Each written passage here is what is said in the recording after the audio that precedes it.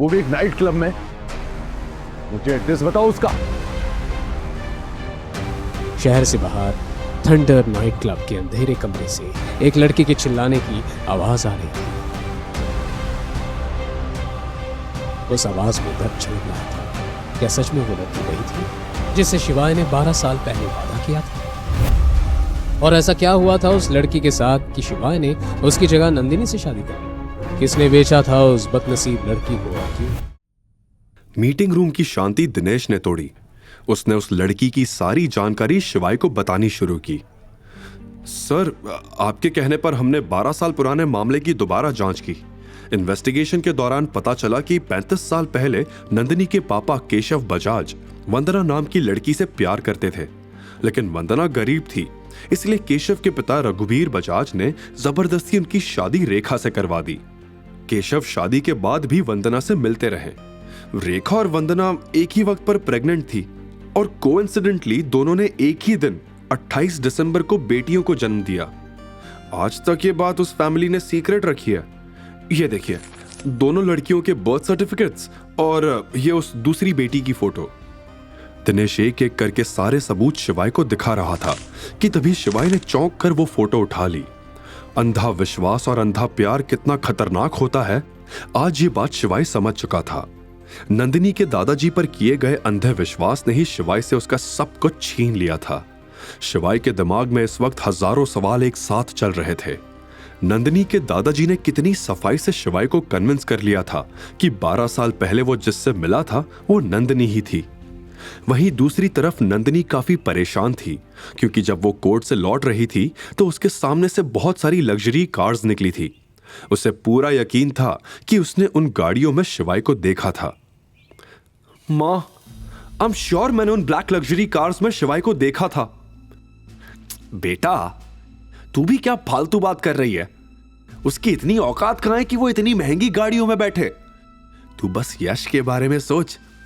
उसकी कंपनी का contract Indus group के साथ हो गया तो हम सब उसके पैसों पर ऐश करेंगे। नंदिनी को भी रेखा की बात सही लगी।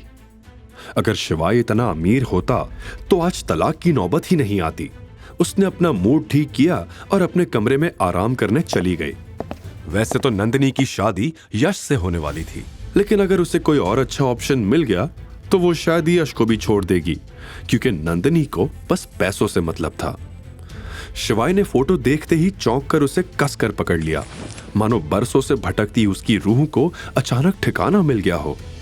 उसकी आंखें तस्वीर पर जमी थी, दिल बेकाबू धड़क रहा था।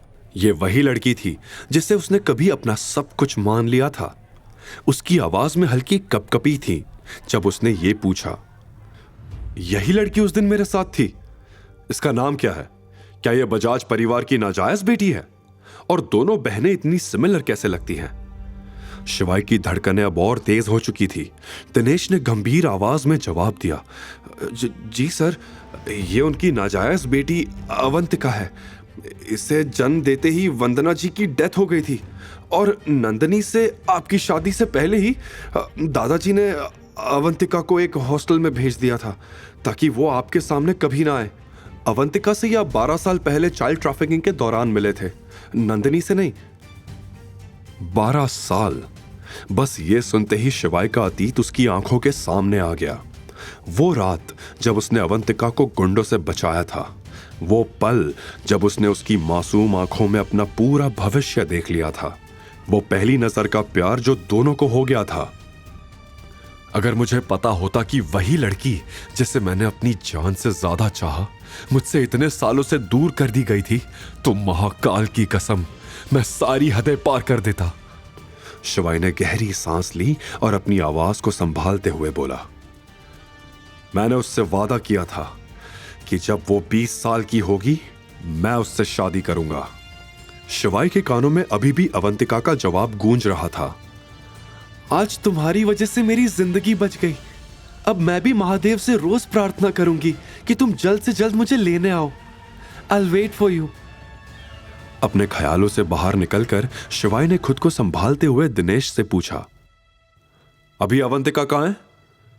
मुझे सिर्फ इतना पता है कि आज दोपहर के बाद से अवंतिका गायब है। उसे कहीं बेचा गया है।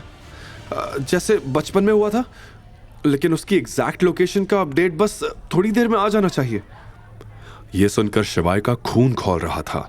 तभी दिनेश की सेक्रेटरी ने दरवाजा नॉक किया। आगे की कहानी जानने के लिए देखिए अगला एपिसोड सिर्फ पॉकेट एफएम के यूट्यूब चैनल पर। और शिवाय एक विनाशक के सारे एपिसोड्स को सुनने के लिए डिस्क्रिप्शन में दी लिंक से डाउनलोड करें पॉकेट एफएम ऐप।